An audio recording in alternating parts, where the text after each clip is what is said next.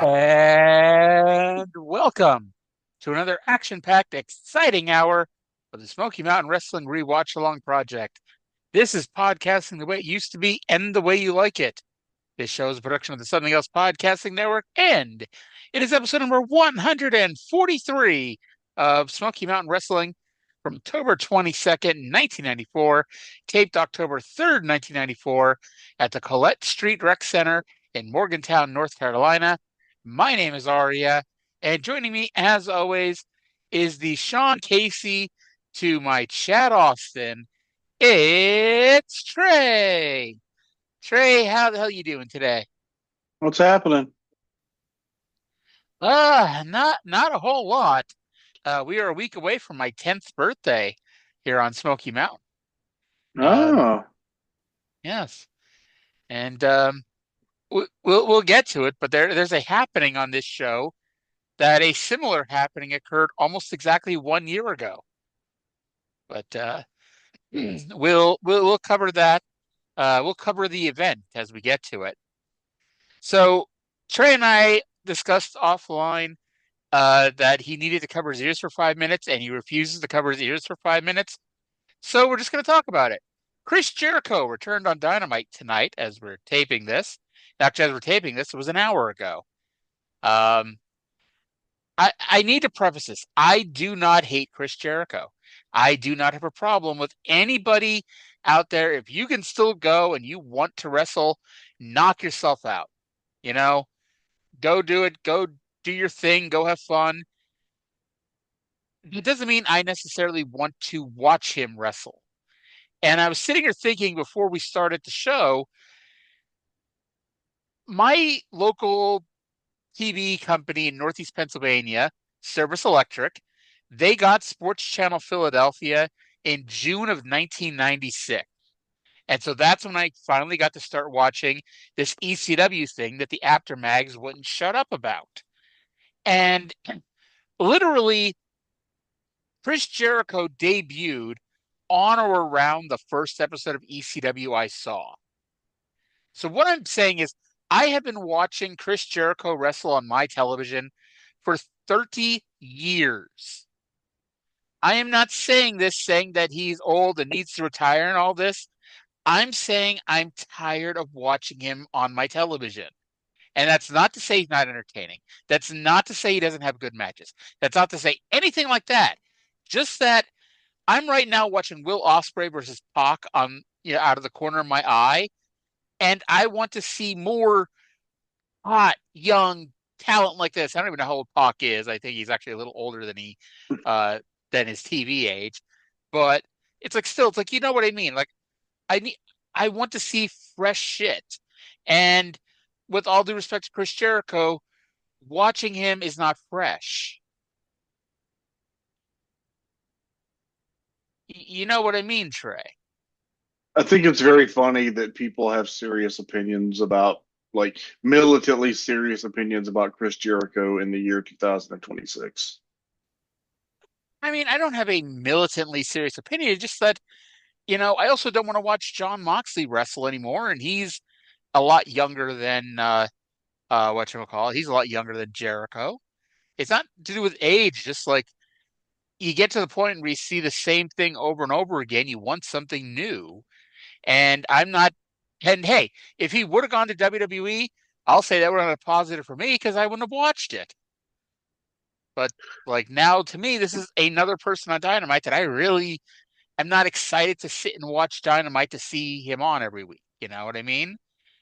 And hopefully I'll say this. Hopefully it is different. And by different, I mean, hopefully this doesn't mean that next week he has a brand new stable of 3 to 5 guys, that's gonna, be the main focus of Dynamite most weeks.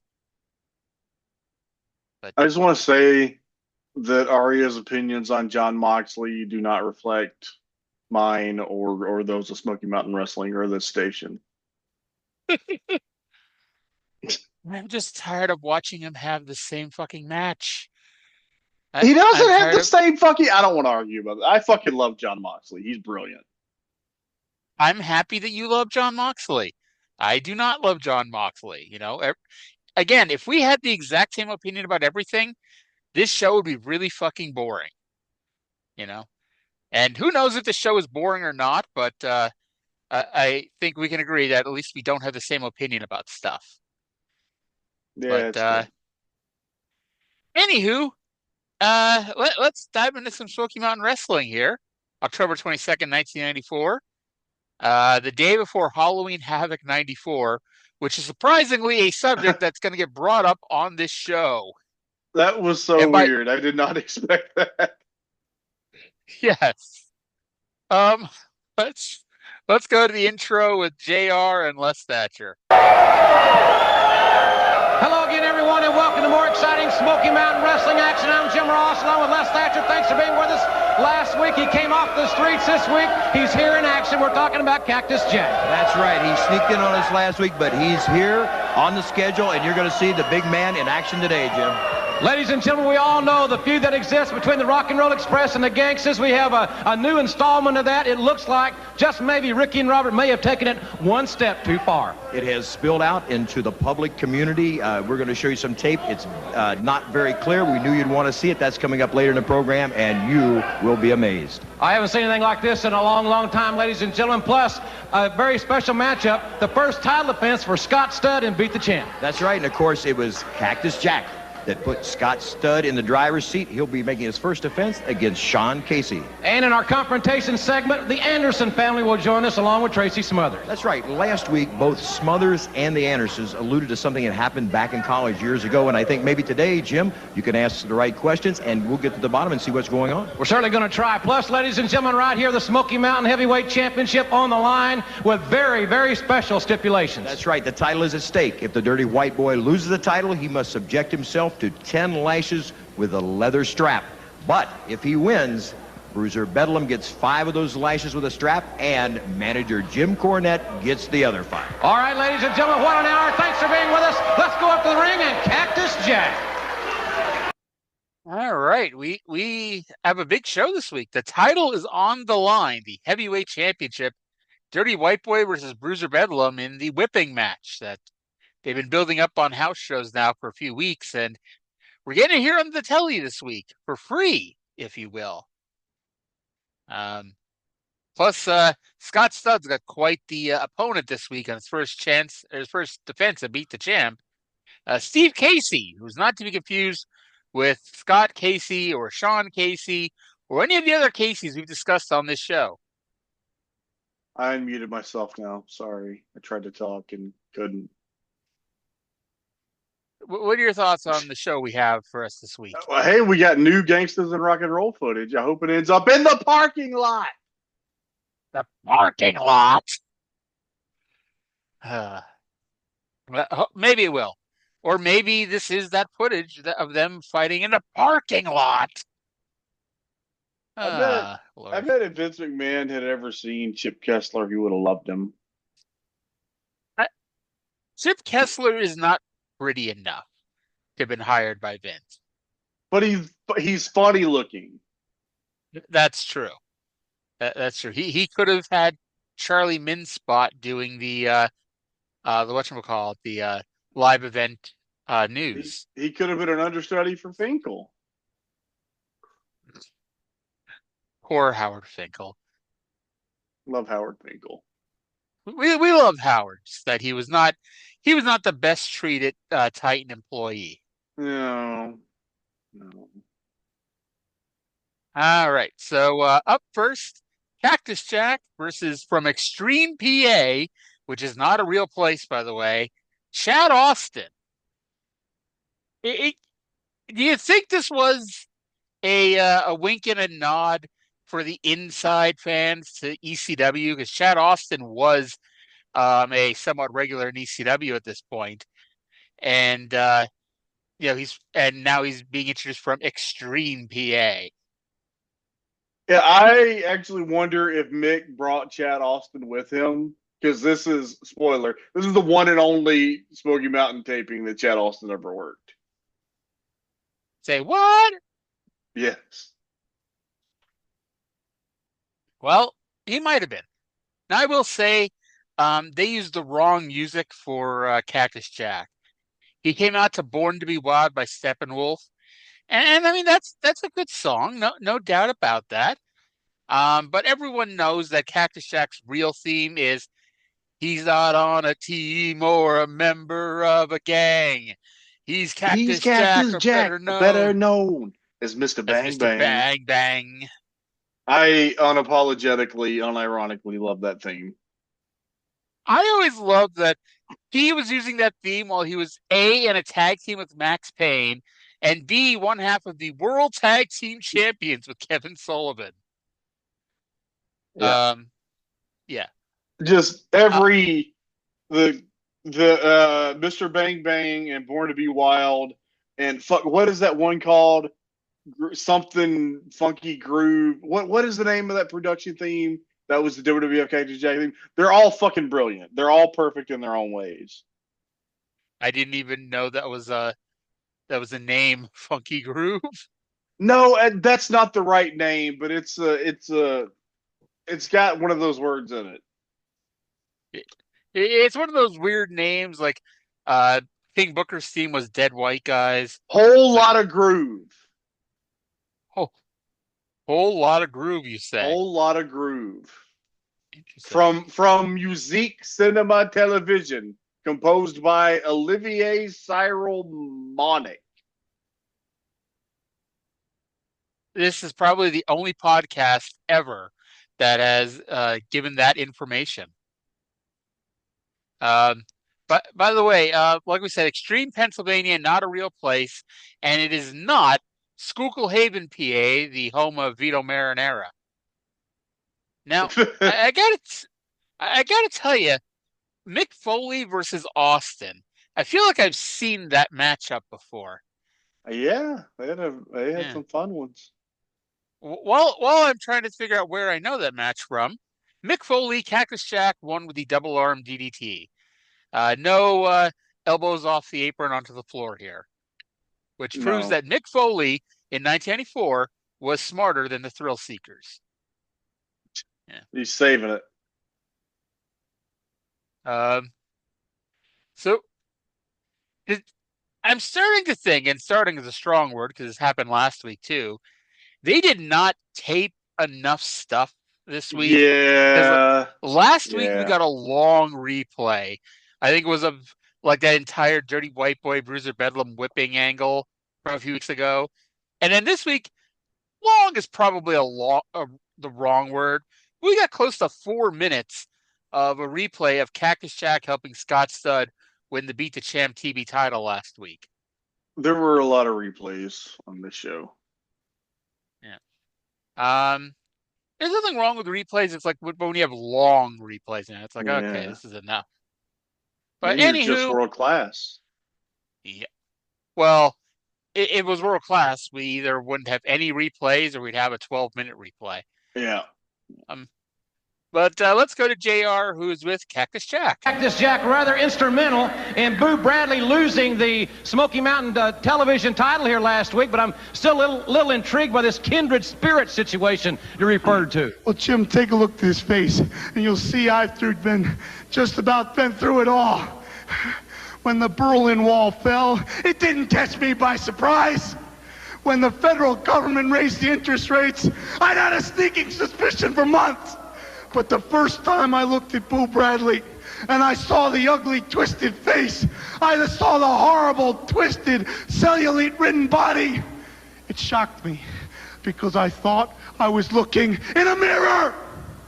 I believe very strongly, Jim Ross, in soulmates, and I could search the world a dozen times over, but it'd be no use because I found mine right here in Smoky Mountain Wrestling, and his name is Boo Bradley. And with my help, Jim, not the kind of help I can provide in a wrestling ring, but the kind of help I have right up here. I can help that young man see the light and stand up on his own and become a man.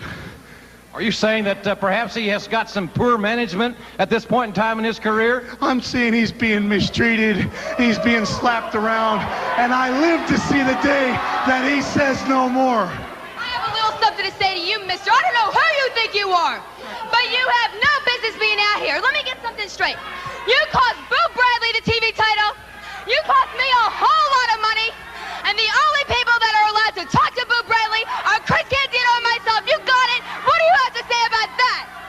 Tammy? How about a Cactus Jack hug? Bang, bang! No hug, I guess, this week, Cactus, from Tammy Fytch. Where's my hug? All right, ladies and gentlemen, we'll be back and show you that exclusive footage involving the Rock and Roll Express that resulted in an arrest. That for you right after this. What do you think Colette thinks that Mick found his soulmate in Balls Mahoney?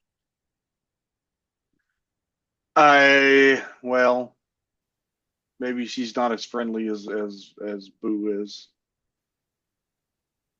That is possible, you know. But I got to say, Tammy was looking positively cute this week, and she did not appreciate a Cactus Jack hug. Yeah. Mick Foley is a little bit of a "where's my hug" guy. He said about Abdullah once on a Clash of the Champions. Like, you know, they brought out the refrigerator box, and he's like, "Oh, that must be my friend Abdullah the Butcher. I'm going to go give Abby a Cactus Jack hug." And Paul Heyman was doing the interview. He was like, "Oh, yeah, that's a great idea. Go give Abdullah the Butcher a Cactus Jack hug."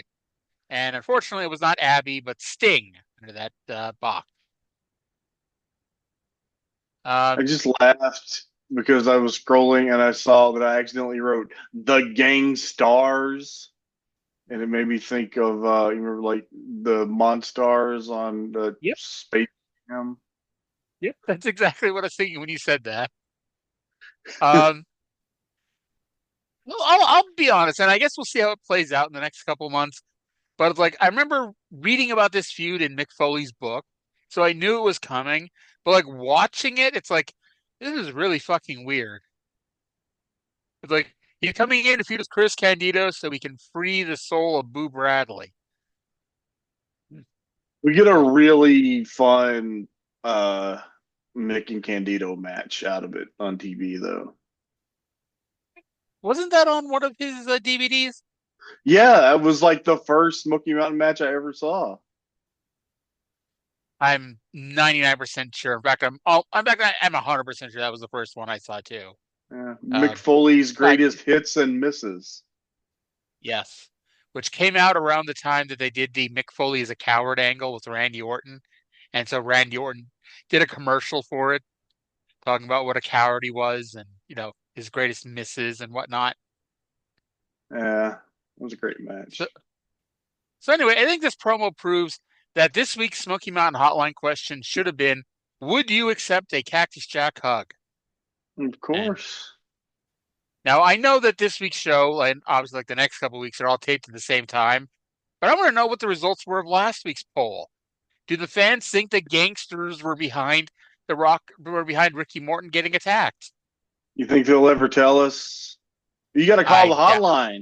You got to call the hotline to find out the poll results. That's how they get you. There you go. So we get a replay of clean-shaven Mark Curtis and Tracy Smothers in his gear, helping Ricky Morton, who arrived at the arena after the TV taping with a black eye after being hit in the back of the head. Yeah, that all happened last week. It sure did. So we got a bit of a two-parter here. Let's go to JR, who's going to tell us what we're about to watch. Of course, ladies and gentlemen, those comments made a couple of days after that situation with Ricky Morton and Robert Gibson. Now, the footage you're about to see, I want to let you know that, first of all, this resulted in an assault arrest on Ricky Morton and Robert Gibson, and the footage that we're going to show you was the security camera footage last. It's a little bit grainy, but I think the fans will still see exactly what we're trying to show them. Exactly, and you will be fascinated as the Rock and Roll Express go into Beard the Lion in the Lion's Den. Did Ricky and Robert take it too far? Where is this whole situation going? You know, the Gangstas are just here trying to imbibe on a fine bourbon at a local honky-tonk, and then they got assaulted, if you will, by Ricky and Robert. Like, what the hell?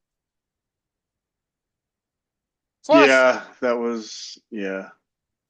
Plus, is there a rat in the Gangstas? Because how the hell did Ricky and Robert know where they were? Like, there was nobody at this bar. So it's not like, oh man, somebody saw them and like, oh, they stooged them off to Ricky and Robert. So I guess we need a skit of Ricky and Robert going all over town to each bar trying to find out where the gangsters are. Well, obviously they know all of the bartenders in town, and clearly, if you look, the Gangstas had used their Smoky Mountain Tag Team Championship money to rent out the whole bar. So one of the East Tennessee bartenders called Ricky Morton and said, "Hey, those neighbors are here," but he didn't say neighbors. Okay. Did I just get canceled again? I gotta say, never heard that one. My friend I'm who sorry. my friend who DJs for karaoke told me that anytime you want to, there's a song you're singing that has that, say bitches, and 9 times out of 10 it fits right in. I read that. I read a version of that joke earlier, and it was fresh in my mind. I'm sorry. Yes, I'm very offended by this. Oh God. Um, but yeah, the Rock and Roll Title. I did like this. Like modern wrestling, yeah, it's overproduced, and there's a part of me that went, man, I wish we could have had like an actual camera here to film it. But that's the thing. If they had an actual camera, that screams fake. Fake, fake, fake, fake, fake. This was security camera footage, and you're looking down, at, the gangsters and their friends enjoying a fine drink here, and Ricky and Robert coming in for the attack. We didn't zoom in. We didn't get close-ups of, New Jack Mustafa, and like the police weren't 10 seconds behind them arresting Ricky and Robert. It all made sense. You know And what they yeah, should have done? You know what they should have I don't done? know. Filmed an They episode should of have. Cops with it happening. No, they should have had Mark Curtis's kids ask the Gangstas for an autograph. Last week when they were like, oh, Mark Curtis had a video camera, I was like, where is this going? Oh God. I wonder who Mark Curtis's stooge is who filmed that anyway. A- Anyway, let's go back to JR, who's now with Ricky and Robert at the arena, and Ricky has something to say. You see the footage. I don't think I've ever seen anything quite like that. You walk right into the lion's den. You said you were going to fight fire with fire, but do you regret it? No, I don't, Jim. But before I get to that, I want to say something else. You know, the Gangsters came into Smoky Mountain Wrestling, and they said they had beat every tag team across the country, but they hadn't beat the Rock and Roll Express. So they come down here to Smoky Mountain Wrestling, and what happens? We have a match with them. We beat them. And what did they do? Pull out blackjacks, chains. And then the incident came when we had a title match with them in which we won. And what did they do? Get some hotshot lawyer and have the belts taken away from us. And then we go to another incident where I'm on the side of the road, I get bumped. Then the next thing I remember, it's the next day. And then you want to say that you're the Smoky Mountain Tag Team Champions. After all of that, there's one thing I can say. You still haven't beat the Rock and Roll Express. And now, I said we was going to get you, and we did. Now, you're the big tough guys from California that said that you're the street fighters. So what do? We go right in the bar, and we fight you. So what do you do about it? You have us arrested. Well, guys, let me tell you one thing. You're telling us that you're the tough team from L.A.? Well, let me tell you something. This time we're going to ask for a match, your kind of match. Ghetto street match, baby. Ghetto street fight. If you're man enough to do it, you bring it on. We approve to you, brother, but you're no more than two chumps from Tupelo, Mississippi. All right, ladies and gentlemen, they're challenging the Gangstas to the ghetto street fight, and we'll be back with Beat the Champ right after this. It's 1994 at this point. Plus, I know the answer why. I know the answer to why it's a ghetto street fight. But at no point in this show has it ever been established that that is the Gangstas type of match. Well, it's because they're black, you see. Yeah, yes, I picked up on the subtleness of this. And I get why, because who is Jim Cornette's mentor? And who's one, What? you know? Not racist Bill Watts. Exactly. Geopolitical Bill Watts. But and I just watched my girl Julia Hart do the JOB, so I'm disappointed in that. Plus Aubrey did a 3 count. I need to talk to her about that. Anyway, but yeah, fucking get us right. And the thing is too, it's like, and maybe they'll prove me wrong here over the next few weeks and actually explain it. But every time I've ever seen this, it's never explained what exactly that is. Like, you know, I've gotten to, like, I figured as a kid, like a Chicago street fight, it's the same fucking match no matter what kind of street fight it's called. But it's like, why is it a ghetto street fight? And they never really explain shit like that. But yeah. But it's like, yeah, it's to get to the subtleness, the subtlety of it, it's because they're black. Yeah, they don't explain it because you know the answer. Just really stupid, and you know, I it's just not even worth it. But yeah, I still like this, and I know I talked a few weeks ago about how I like that they did that. Not so much a reverse, it was a reverse decision, and it gave the belts to the Gangstas. But also the way they did it, it leads you to a promo like this. The Gangstas are the rightful Smoky Mountain Tag Team Champions. However, it's true, they have not beaten the Rock and Roll Express. It's like, I know that doesn't really make sense, but it makes sense. You know? And it's up to the Gangstas to prove that they can actually do it. And I like it. I like this angle, you know? And we'll see how it goes. That's why we inducted that angle into the something else, Hall of Something Else. We did? Yeah, we did. Oh, yeah, the Gangstas winning the Smoky Mountain Tag Titles due to civil litigation. Civil rights litigation. 1 second. Let me go back and make sure that's what it says. Nope, it doesn't. So let me type in a right. Yeah. I also didn't write 2 either, so got to add a 2 as well. All right, there we go. Yeah.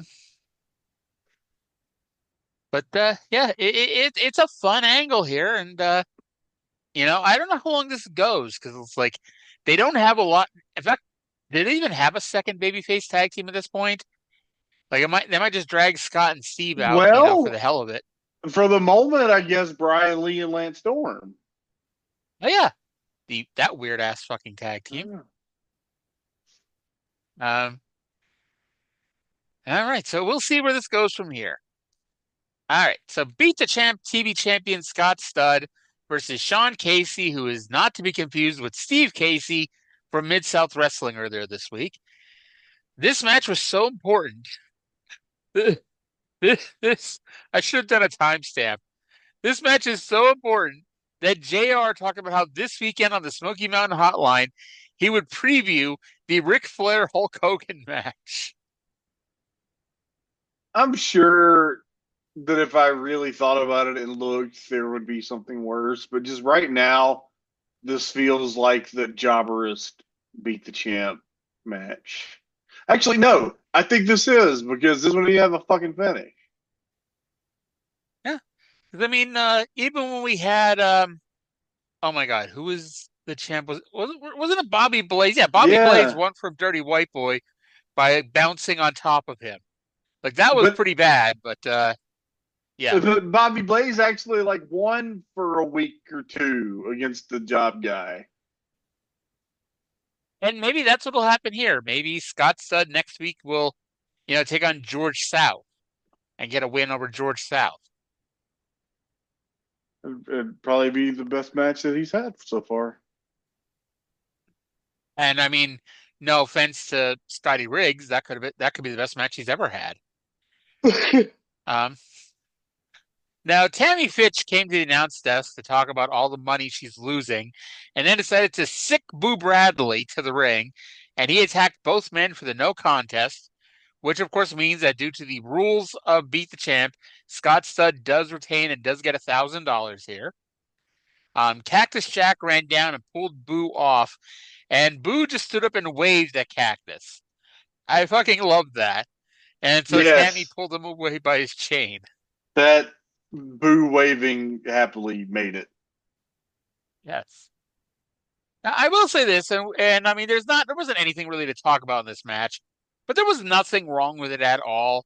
It was a basic match, and both looked just fine.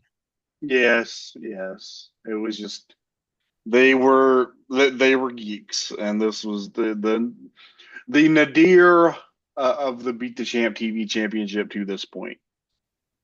Yes, I can't wait for that mega video I'm going to make at the end of the Beat the Champ run of all the Beat the Champ matches. Oh. Yes. That thing might be about 10 hours long. Yeah. But coming to YouTube in about 8 months. Because spoiler alert, this ends.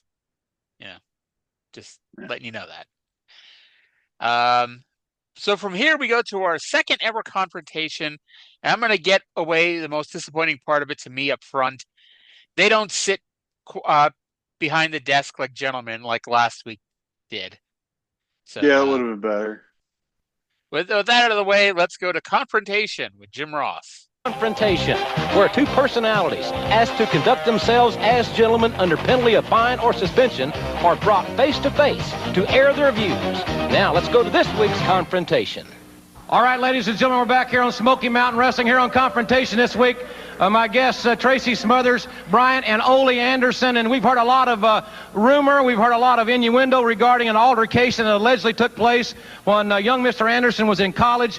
Wait, it's not so much rumor and innuendo. It's just a lie that this guy tells. It's a lie, bald-faced, on truth. That's all right. Well, Ole, let's please allow Tracy to tell his side of the story, and then we'll get Brian's side of the story. Yeah, you already heard it. Hey, it's just like I said. I went down there to help those kids at UT Chattanooga. I played sports myself, okay? And I went down there as a favor to help the wrestling coach work out with the guys. And, man, you know, hey, I didn't think it was that big a deal. I really didn't. I don't see any problem. It's long and gone and forgotten. You know, I like to shake hands and... You know something? I don't know what kind of sports you played, but I don't know why you'd think I need your help. Huh? Never.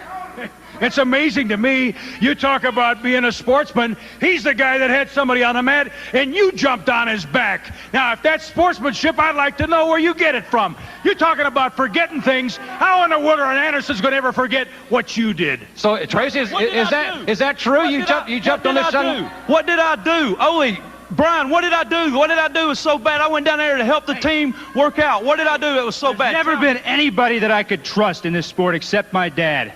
Tracy, you got nothing to tell me then. You got nothing that you can tell me now. Well, one thing I know, gentlemen, you have had a confrontation. It's gone to a time limit draw. I'll tell you what, the confrontation isn't going to be over until we get rid of you, okay? Until we stop you. That's right.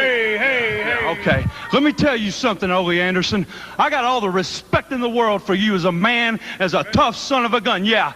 But let me tell you, he's not a kid no more, and I darn sure ain't either, big man. You got that? Yeah. I was a 4-sport letterman in high school and 2-sport letterman in college. And anytime, hey, football and wrestling. I played football, baseball, wrestling, and #1 man on the golf team in hot shot. Let me tell you something. Anytime you want a match with me, I'm your Huckleberry. Like I said before, we can do it. Hey. I've been an athlete. Wait a second, gentlemen. Wait a minute. I know that a match has been signed with no time limit. What are your thoughts about the no time limit match, Ole? You can play all kinds of games with the time limits. You know that I was just in there getting warmed up with you. Nobody told me about a 20-minute time limit. I could have finished you off any time I wanted to, and I can still do it. Okay. I can see that you're just like your dad. You've got a bad, stinking attitude. So we'll do a no time limit match anytime, any place. And I've been a sportsman, like I said, since I was 8 years old. And I'm man enough, Brian Anderson, if you can pin me right in the middle of the ring, I will shake your hand. But I don't know about you two guys. I'm out of here. All right, ladies and gentlemen, the match has been signed. No time limit. Brian Anderson and Tracy Smothers, and we'll be back. Don't you go away. No one told Bryant about no time limit. You're But they just didn't pulling tell time us limits about out no of your time ass. limit until right now. They apparently had a time limit draw that we never knew about. We didn't see. So now they're going to have a no time limit match that I assume we're also not going to see. That's my guess. But I also, um, you wonder, like, when did that happen, like, calendar-wise? Like, did it happen before this TV taping, or did it happen after the TV taping? I didn't look. Did you? No, I didn't. Um, my guess, and this is purely a guess, is that it happened after this TV taping on a house show at some point. Pro In fact, it tip: probably happened on multiple house shows. if you need to look at either Bryant Anderson or Tracy Smothers' match history on Cage Match, Bryant Anderson's is much shorter to sift through. I was gonna say you're probably better going up to Brian. Okay, according to Cage Match, 2 days before this taping, on October 1st in Morristown, Bryant Anderson and Tracy Smothers had a time limit draw. Okay, good old East High School. The only good thing that Tim Horner ever did. Apparently. They're also So I'm sorry, they're also going to have some more time limit draws in between just being taped in this airing. okay. So at least they didn't do one of those, oh yeah, we wrestled in Morristown to a 20-minute draw. Meanwhile, everybody in like Loudon and wherever else they went, it's like, hey, we saw a 20-minute draw too. People, I understand why they are doing what they're doing. It's just, how else do I make this entertaining to talk about? Tracy darn sure isn't a kid. And hey, he was the number one golfer on his high school golf team. Was he really? I don't know. I gotta say, like when he was saying he lettered in 4 sports, and he's like, oh, basketball, football, wrestling. I'm like, what's the fourth one going to be? You could have given me 10 guesses, and I doubt I would have come up with golf. And I say this like my high school had a golf team, so it's not like, oh, I'm disparaging the idea of a high school golf team. Just that, when I see Tracy Smothers, I don't think golf. Did you play any sports in high school? I did. I was on the track team one year. I threw the shot put. Oh, how about that? I did not. I sucked. At least you I tried. Yes. I will say a lot of high schools in my area had much better stadiums than we did. And we had a decent stadium, but there were some very nice ones nearby. So I will say I kind of wish they would have gone with my idea for this, that, when Tracy went to train with Bryant, it was when Tracy was a heel. And so he was just a dick to Bryant. But instead, it's just this vague, Tracy schooled him in a wrestling meet or wrestling practice or whatever. And now Bryant is mad about it. It's like, okay. It's pretty dumb, but whatever. Yeah. So, by the way, I want a match. You said we're probably not going to see the no time limit match, which is probable. But I want them to have a match that starts at the beginning of one episode and goes into the next episode. Yeah. George South and Steve Skyfire versus Thrill Seeker Lance Storm and Primetime Brian Lee. I don't know why, but Rock America is a weird enough theme for Lance Storm, but especially without Chris Jericho and with Primetime Brian Lee, it's like that just doesn't look right at all. This is a very odd team. Yes. And Jericho, at this point, Jericho is wrestling again. He just isn't wrestling again in Smoky Mountain. He doesn't come back. You wonder how because I guess it was never really said why he never comes back. Because Lance is here, I think, till Thanksgiving. So like, why didn't Jericho come back? Like maybe Cornette just fired him. Man, when you think about it, Lance Storm was in like a lot of really good tag teams.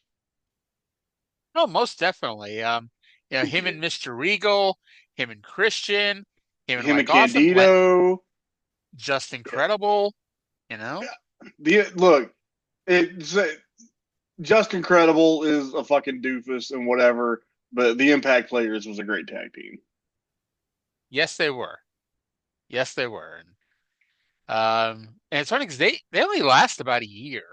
Yeah. But it's one of those things that time was so much slower when we were kids. That was the period that I was watching ECW was when Just Incredible was a world champion. So I have fond memories of that stuff.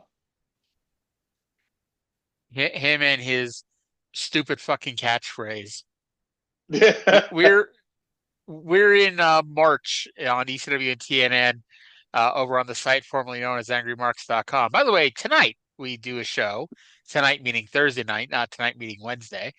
And we're on the road to Mike Awesome leaving the company. But I just remember, and you probably were watching at this time because you mentioned Justin was the ECW champion, was when Carino turned babyface by saying Justin had the lamest fucking catchphrase in the wrestling business. I don't remember that. Oh, Lord. So Lee plucked Skyfire out of the sky and dropped him with fire. The finish saw Primetime Brian Lee almost drop him while picking him up on a Doomsday device, but they saved it and landed a crossbody off the top rope for a win. So, the weirdest tag team in wrestling, Lance Storm and Primetime Brian Lee picking up another win. Good for them. All right, let's go to Jim Cornette too, but Jim Ross is with Jim Cornette and Bruiser Bedlam.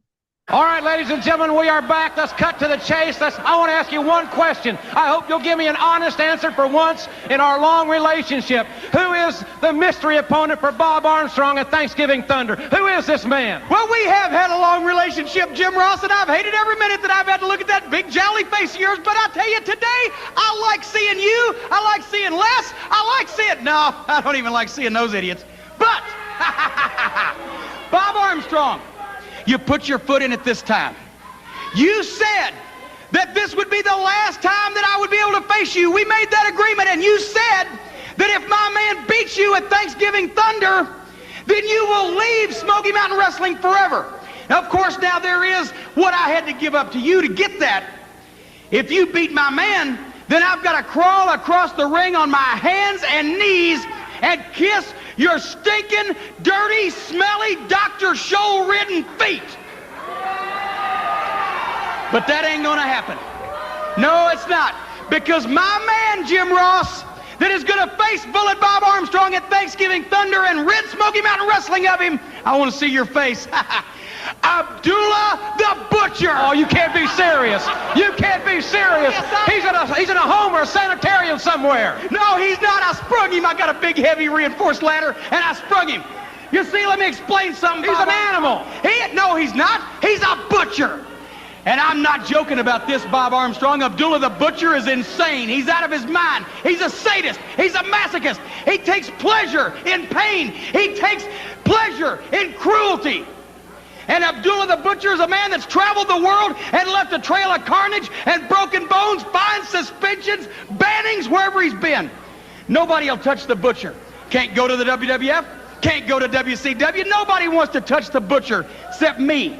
He's the most bloodthirsty animal that has ever stepped foot in a wrestling ring. He's ageless, and his meanness and cruelty knows no bounds. And that, Bob Armstrong, is what's coming after you at Thanksgiving Thunder. 450 pounds, and by the time, since I've got him in a captive environment training... He's a carnivore, you know that. And he eats meat, too.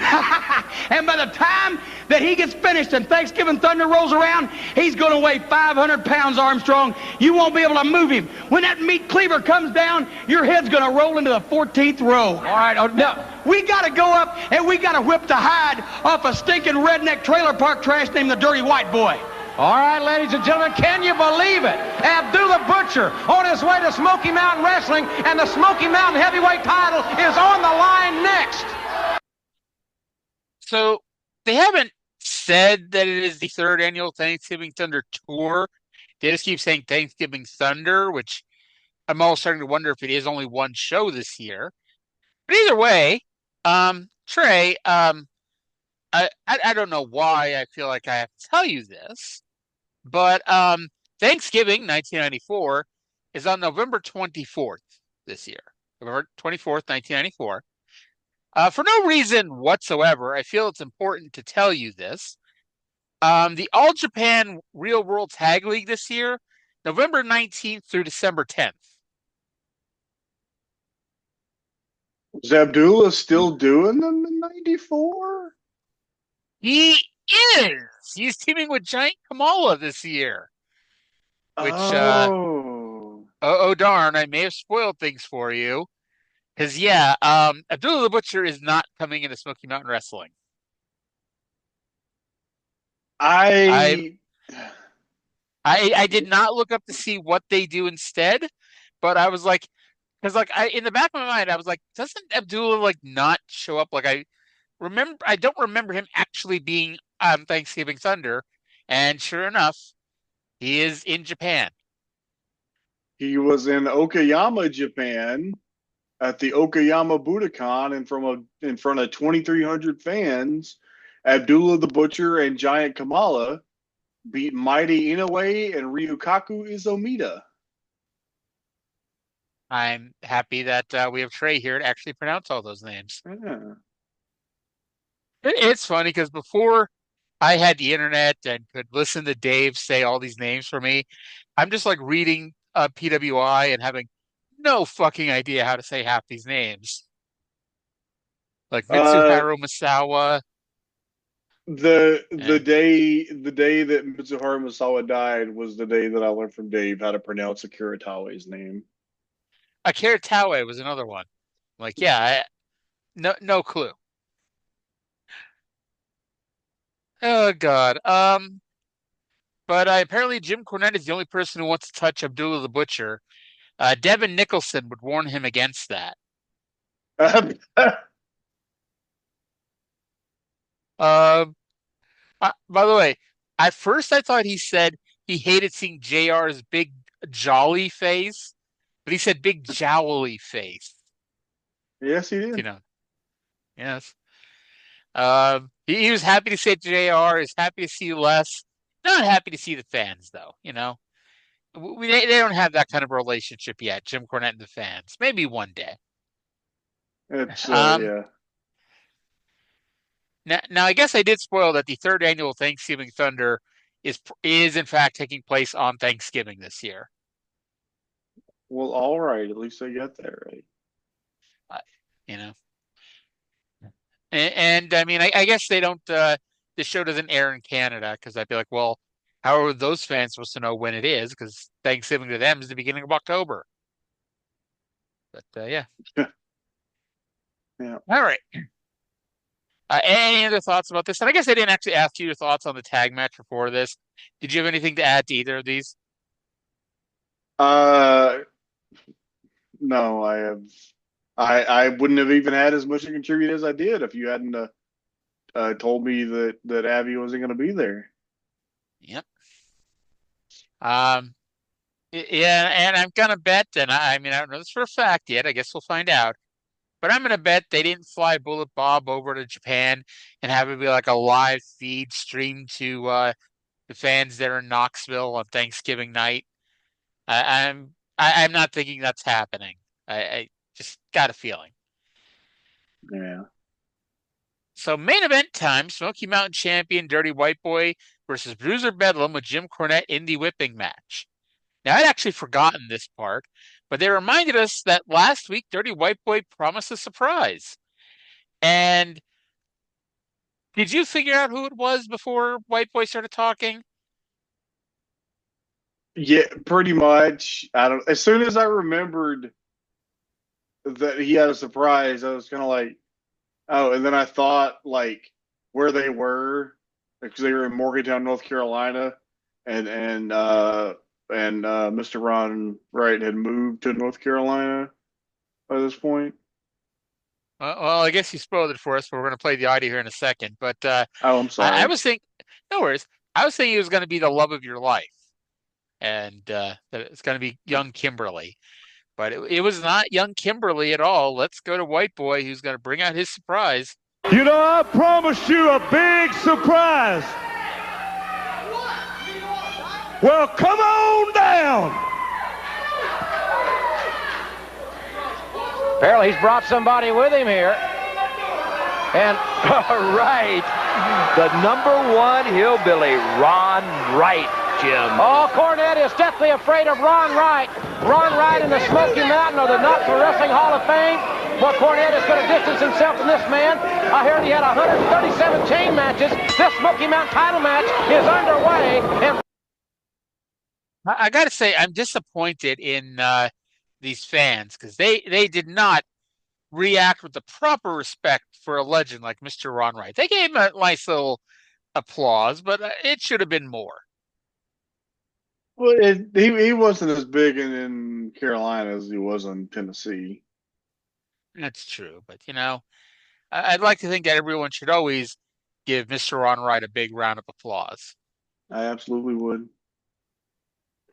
There's another of those matches. There's nothing wrong with it, but nothing truly notable. White Boy fired up for his comeback by giving himself a turnbuckle smash in the corner. Cornette tripped Dirty White Boy and went running because Mr. Ron Wright was on his tail. While Jim Cornette was on the apron talking things over with referee Mark Curtis, Mr. Wright took something out of his pocket and thwacked Bruiser Bedlam with it, and Dirty White Boy gets the pin. White Boy retains the Smoky Mountain title, and most importantly, we have some strapping to do here, ladies and gentlemen. But before we get to that, did you have anything you wanted to say about the match itself? This was not very much of a match. They went sub 5 minutes. It was fine. It was all about the finish and the angle. Yep. So they did, in fact, and they said they were going to handcuff the guys to the corner, but I'll be honest, I was not actually expecting handcuffs. I was expecting more like ECW. When Tommy Dreamer took his caning, he grabbed the ropes and took it like a man. And nope, they had actual handcuffs for Bruiser Bedlam, and he took his 5 like a man. And I will say, I don't know, because there were some marks, but White Boy did not, take liberties with it. This was not a hardcore strapping or anything like that. No. This was, hey, this guy's probably going to give me a few lickings at some point, so I don't want to piss him off too much and get a receipt kind of thing. Yeah. But then Bedlam takes his 5, and it's time for Corny to be put in the proper position for the strapation dude, to quote Hulk Hogan. Second time on this show that we're quoting Hogan. However, Bruiser Bedlam decked Mr. Ron Wright. So White Boy went after him. Cornette threw powder in White Boy's eyes, and the heels beat down the faces, which included Corny whipping Ron Wright with the belt. Boy, did it. Oh, that son of a bitch. Yeah. And boy, did we get something for it. Yeah. Now, I guess, and I was kind of waiting for you to say something, and you probably came to the same conclusion I did. They've been building up on the house shows that if Cornette did not take his 5 lashes, that he'd have to leave Smoky Mountain Wrestling. And I was in the middle of, writing that out when I'm like, wait, they never made that part of this TV match. It is a little annoyingly confusing like that, but it was not part of the TV match challenge from last week. So it's I just kind of kept zipped the lip and well, they got out of Cornette taking the beatings. And you have to pay to see Jim Cornette take a beating. Yeah, you're right. That's how I didn't even think of that until just now. But let's now go to an end of the show promo with a very upset Dirty White Boy. chaotic here. Jim Cornette, this man's like my father, and by God, you messed up when you put your damn hands on him, because I swear to God, if I ever get my hands around your throat, I'll choke you so hard your elbows will pop out, and there's not one thing that you can do about it. And Bruiser Bedlam, get in my way, and I'll cut your head off. What? Let me tell you something. Jim Cornette, you punk, you jerk. I may not be able to wrestle some of these top men around here. I've had a hip implant and I've had a shoulder implant. But let me tell you something, you little pudgy-bellied. I can't say what I want to say, but you know what I mean. I don't care what I'm going to do. I'm going to get you in a match some way. I'll have some commissioner with his name to get you in that ring with me, and I guarantee you if Tony Whiteboy has to roll me out in a wheelchair, help me in the ring on crutches, I'm going to tear your head off, and they'll take you out of there for the hospital your last trip, jerk. All right, ladies and gentlemen, what a chaotic situation we have had this week. Don't forget our big question on the Smoky Mountain Hotline this week. Do you think Ron Wright can take care of Jim Cornette? Give us a call. Okay. So, I think we figured out what our main draw of Thanksgiving Thunder is going to be. Or at least, I don't know this for a fact, but I'd assume just by the setup, we're going to get some tag team matches here. We better get to see that. I really hope we can, and I hope it is not on the third annual Thanksgiving Thunder Tour. I hope it is in fact on the telly here. I hope it's at least on both. Fingers crossed. Yes. Now, I'm hoping the anonymous Raw general manager does make this match before he gets replaced on December 1st by Bullet Bob Armstrong. Right now. So I don't want to imply that pro wrestling is fake, especially since earlier on this show I talked about the degree of realism they took to doing that rock and roll Gangstas angle. But they sure had that question queued up pretty fucking quickly, didn't they? Well, Ron Wright beat Jim Cornette. I think people accept that the show isn't live. I get that. It's like, okay, I guess you want to believe that JR came up with it spur of the moment. Maybe, I guess. No, the bumper was edited in later. It's not. I don't think people are as dumb as you're assuming that the assumption that they are is. I'm not even saying the bumper. I'm saying like JR said it like in the arena as the show was going off the air. Like, But either way. But it's like, also, we said this last week with the do you think the Gangstas beat up Ricky Morton thing? It's like, they are really, it's one of those things that's like, you're really, if you're calling in to spend 99 cents a vote for that, like, good God, man. Like, come on.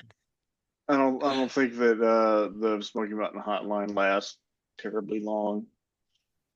I doubt it lasts a week longer than Jim Ross does.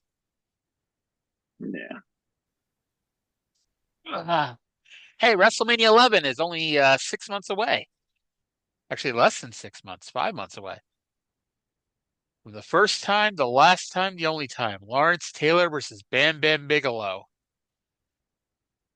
I'd rather watch the weekly pro wrestling Bridge of Dreams Tokyo Dome show. I don't want to imply anything, but even though I've never seen that show is undoubtedly better than WrestleMania 11. Yes. I have seen WrestleMania 11, and I kind of know some of the matches that are on. So Lex Luger and the British Bulldog versus the Harrises. Oh God! Hold on, let me Google this up real quick. I ended up feeling bad for Bam Bigelow because it was like, as a thank you for losing that match, he was supposed to get a big push as a babyface. And the problem is not just that Shawn Michaels turned babyface like at the same time as well, but it's like the WWF had a lot of top baby faces, and they were absurdly weak when it came to top heels at the time.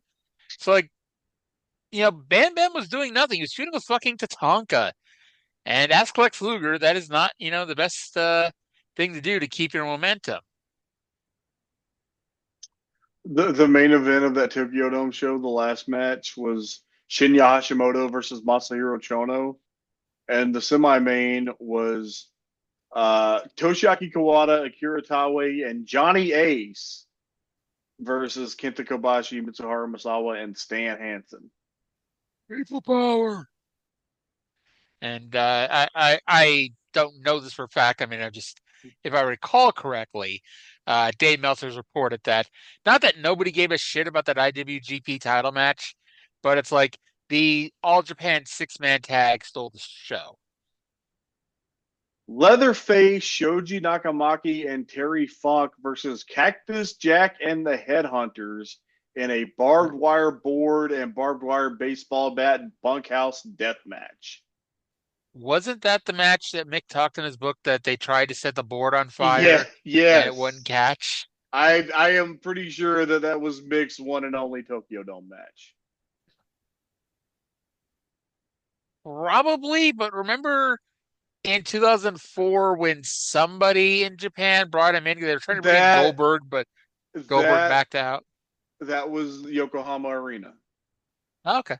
So yeah, I can't think of any other time Mick Foley would have wrestled in the Tokyo Dome, because even when WCW was doing their shows, Mick Foley was in the company and he never did any of those. So yeah. Poor New Japan didn't want anything to do with Cactus Jack. He had an All Japan tour in 1990, and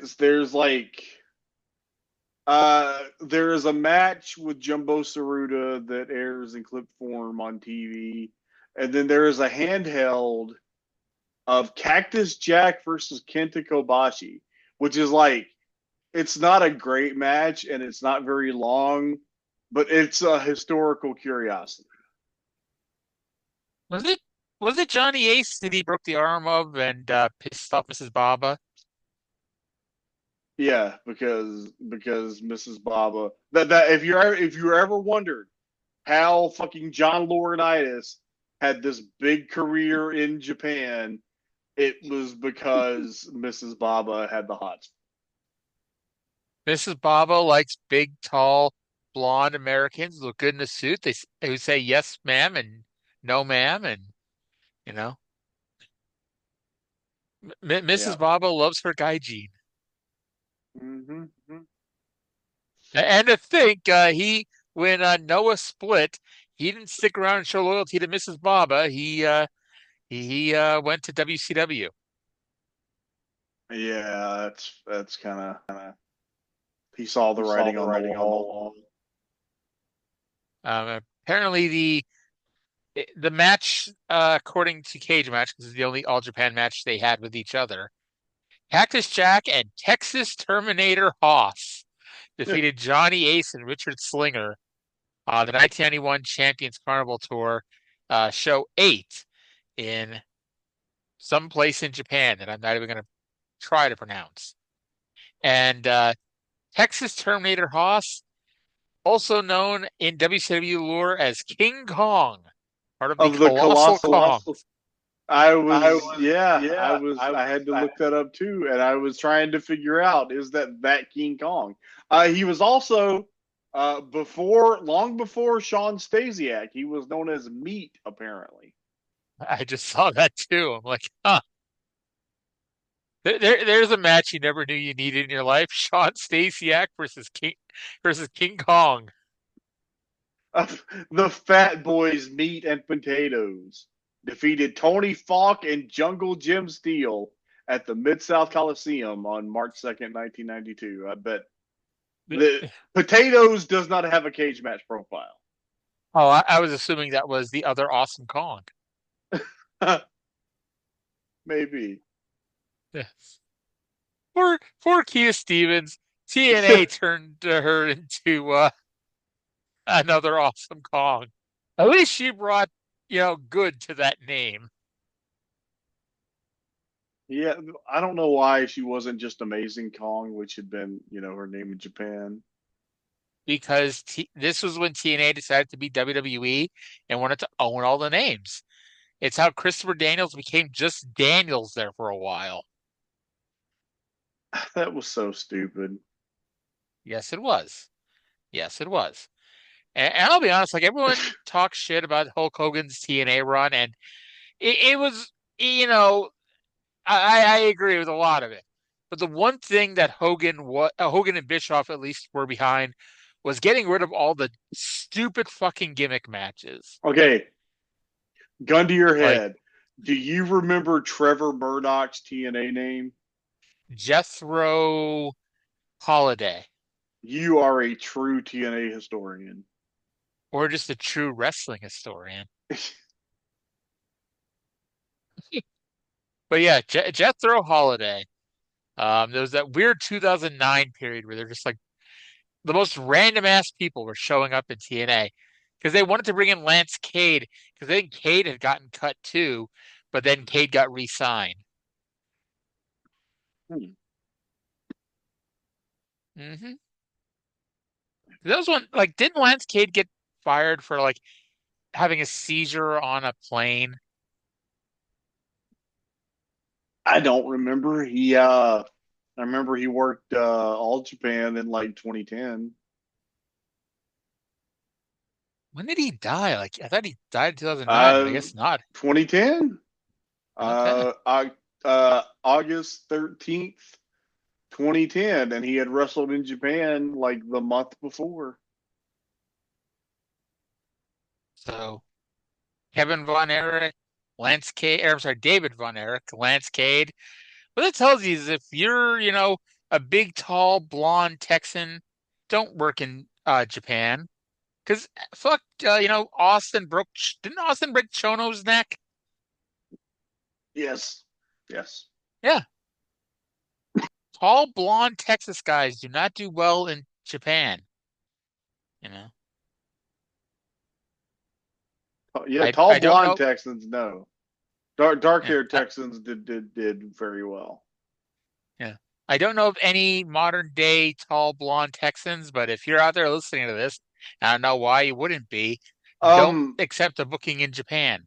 I don't know if Dory Funk's hair is light or dark, or if Dory Funk ever had hair.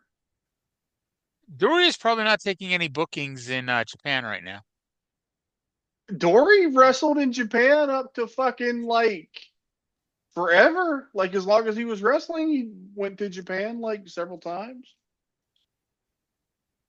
143 down, 57 to go, ladies and gentlemen. We are almost at the 1 year point. Okay. Man, oh okay. man. How the fuck could I have forgotten this? Dory I don't Funk know. Jr.'s last match in Japan, August 24th, 2024. Dory Funk Jr. and Osamu Nishimura, who was dying of cancer, defeated Atsushi Onita and Raijin Yaguchi in a double hell current explosion death match. You said 2024? 2024. Wow. Dory Funk was born in 1941. Wow.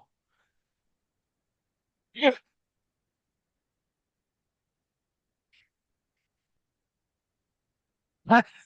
I don't fucking know. I guess if Gypsy Joe could be taking bookings into his 90s, Dory could Dory could wrestle a death match in Japan at 83 years old. Yeah. This was. Yeah. Oh God. Speaking of Gypsy Joe, is he still alive? I don't know. Let me see here. Let's see. No, actually, he died in 2016. So he did not take bookings into his 90s since he died when he was 82. Maybe Dory Funk should have taken a lesson from Gypsy Joe and not wrestle when he's 82. Dory Funk's still alive. I know. But it's funny because like I literally only know Gypsy Joe because of that whole thing with New Jack. Yeah, that was something. Yep. All right, so before we get things going, we'd like to talk about what else happened in the world of wrestling. This way we give you some context so you know, hey, October 22nd, 1994, I remember that. And I'm going to take a page out of good old JR's book and talk about Hulk Hogan and Ric Flair. Because not only did Ric Flair, shock of all shocks, do the job for Hogan in the retirement cage match, it was immediately overshadowed by the reveal of the masked mystery man. And it turned out after all this time, it was actually Brother Brutai. Yes, Brutus Beefcake turned on the Hulkster for some reason. If this was WWE modern day, he would have done it because of the fans. But now Brother Brutai is going to be called the Butcher, and he is part of a three-man heel stable with him, Kevin Sullivan, and the debuting John Tenta, who will be known as Avalanche. Is that the worst arcade main event ever? Hogan and Brutai. I mean, I don't know what would beat it. I mean, like even something like Brett versus Goldberg had that shitty Montreal screwjob finish, but like the match itself was better than Hulk Hogan and Brutus Beefcake. Like Sting and the Black Scorpion was bad. Scott Steiner and Sid, I mean, it was better than you'd imagine Scott Steiner versus Sid would be, but even then, it's Scott Steiner versus Sid. And depending on your thoughts on Battle Royals, the Battle Bowl Battle Royal. Those are probably your worst arcade main events ever. I have something to say, and I don't know if this is a controversial opinion or not. It shouldn't be.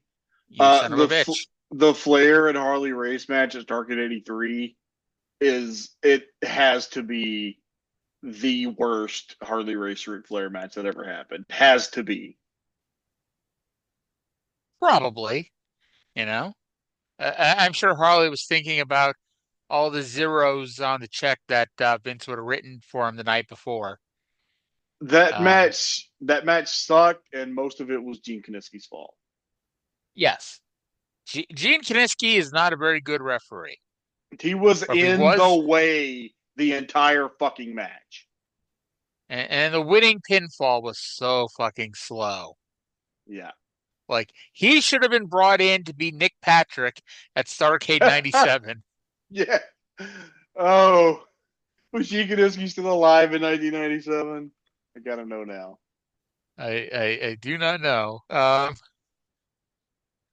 He was. He lived until 2010. It was 81. Yep. Maybe they could have brought in Kelly instead. Maybe Kelly could have done it instead. I'm so sick. How fucking much longer is he going to be in World Class? Doesn't Kelly Kiniski not leave until they bring in Sting and the Warrior? Or no, that was Mid-South that they brought in Sting and the Warrior and somebody got fired for it. I don't fucking know. But I think we're stuck with Kelly Kiniski until the end of the year. When do we get the Dingo Warrior in World Class? I think 86. Okay. You know? Yeah, I know that we get the Blade Runners here in Mid-South for a while. So Kelly Kiniski is going to be in World Class until the Cotton Bowl show in October. But don't get too excited because after a brief run in the AWA, he shows up in Mid-South. So yeah, it was he shows up in Mid-South and he gets cut so they can make room for Sting and the Ultimate Warrior. I bet Kerry and Jim Hellwig were like best buds. I believe it. Maybe those two and Brian and Diaz hung out a lot. Oh, Brian Diaz, the most normal man in the room.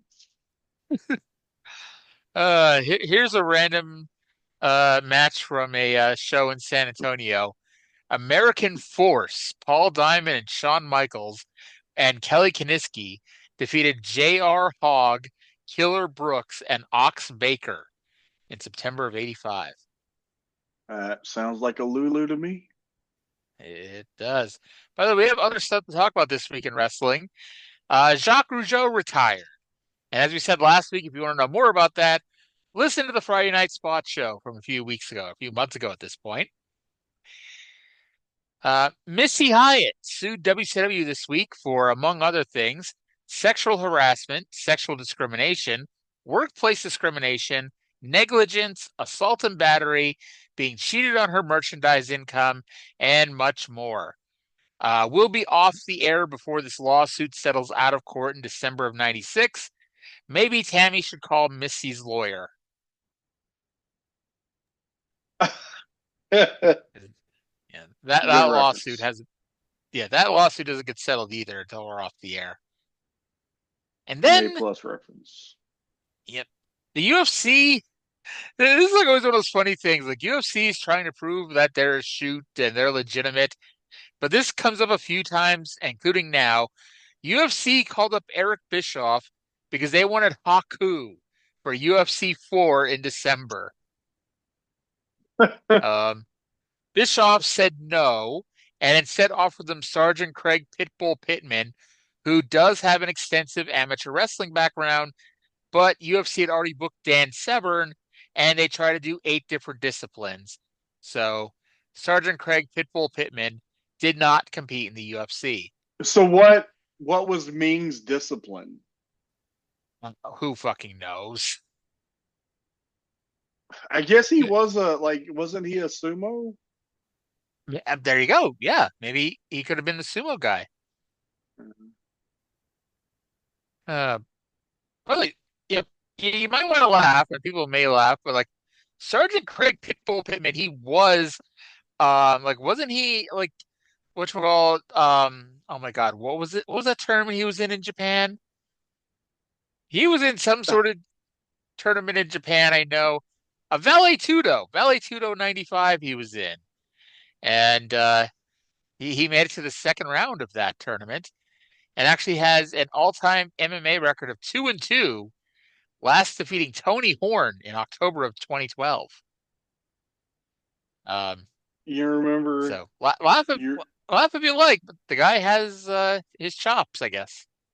This came up about a year ago. Do you remember that George Weingeroff fought on the first Pancras show? I forgot that. Poor George Weingroff's penis. Whatever happened to George Weingroff's penis? I miss George Weingroff's penis. People who are just tuning in for the first time, first of all, why the hell is it taking this long to listen to us? But that you too. I think you that too. was the first running joke on the Trae and Arya version of the show. Because George Weingeroff, he's a blind man, and he's not been seen, since leaving World Class back in October, and he blindly went to Florida, and that's where he currently is. And he does come back. Conveniently enough, he comes back to wrestle Sting at a UWF TV taping in 1987. See how the show comes full circle? He's legally blind, but he doesn't use a cane because he just uses his massive penis to find his way around. Yes. And if you recall, he appeared on Smoky Mountain 2, back episode 73, Abdul Hassan. Yeah, Tracy Smothers. Some weird Middle Eastern gimmick that he was doing in Memphis.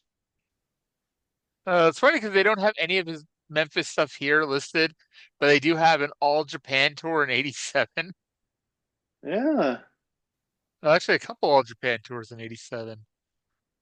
I mean, I guess they booked what's his name?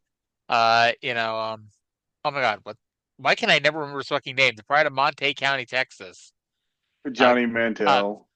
yes, Johnny Mantell. Jesus Christ. All Japan, I guess, doesn't know who the hell to book these days. And by these days, I mean 1987. Oh wow, yeah, he had a. Oh my God, George Weingeroff wrestled Tiger Mask, uh, who was Mitsuharu Misawa. I also had a singles match with John Tenta, multiple with John Tenta. Singles matches with Genichiro Tenryu, Great Tabuki, Mighty Inoue, Haruka Eigen, Toshiaki Kawada, a double countout. So Toshiaki Kawada was not able to defeat George Weingroff's penis. I mean, very few men are able to beat his penis. Yeah. Let me see. Oh yeah, I was looking to see what's going on in the world of Johnny Mantell, but he's still rocking out here in world class for a few more months. He does go on actually he's here for the rest of the fucking year. Jesus Christ. He does have a New Japan tour too in '86, so we'll have lengthy periods of time without Johnny Mantell next year. There is a Johnny Mantell Yoshiaki Fujiwara singles match, and there is some footage on it because I've seen the finish. Was it a 10-minute time limit draw? No, it wasn't. It was Johnny Mantell actually did some kind of fucking gnarly, like Steiner screwdriver type of thing that you wouldn't believe. I'm feeling gnarly tonight. Gnarly. Oh God, he did the mash. He did the monster mash. The monster mash. All right. I just love how no matter what we're doing, we always somehow bring it back to Johnny Mantell and George Weingroff's penis. We haven't talked about George Weingroff's penis in a long time. I just love that I can't write George Weingroff's penis probably in the YouTube description, so I got to write George Weingroff's member. A fun show as always. I stole that from Brian Alvarez, writing a fun show as always on every show description. I was aware of that. Yeah. So I've decided, even though I keep forgetting to do this, we need to be like Brian Last in every show and talk about how there's big news that we can't talk about, but there's going to be big news coming out soon that we know that's happening backstage in modern day wrestling. Oh, I didn't know that was a thing. Yeah. This way, it sounds like you and I are real insiders, even though we've said absolutely fucking nothing, and we're so vague about it that it's like, if anything happens, people could look back and say, "Oh man, Arya and Trae knew about that. They said that big news was happening." See, if you would have said this on the show earlier this week, we could have done that and taken credit for the Chris Jericho return. God damn it! Oh. Now, do we have a show title this week? Well, Smoky Mountain doesn't do show titles. Oh, that's right. Right. Sad. Should have. Why? What would you what would you recommend the show title be? I don't know. I didn't have one. I was wondering if you did, but you don't. Okay. So, see, if you had had something nifty, maybe I would have snuck it in there. But no nift. What was the title for the Mid-South World Class show this week? A Thor with nails. Oh, yeah. I pitched that one. Thank you. Yes. No problem. And I put Thor in all caps. Like he's Kenta or Shima, Thor. You go. Get your girl, Thor!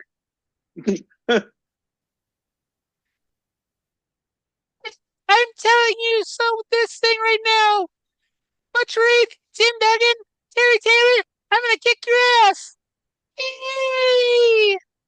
Life ain't easy for a girl named Thor. Oh God. I'm just there's nothing going on because unfortunately everything on my Twitter feed is a dickhead right now, so I can't even talk about that. Let's see here. Yeah, there is nothing going on. All right, so I guess we might as well wipe our hands of all this shit and call it a day. Yeah, I want to thank everyone for listening. Hope you all enjoyed the show, and we will talk to you again in 7 days. Bye.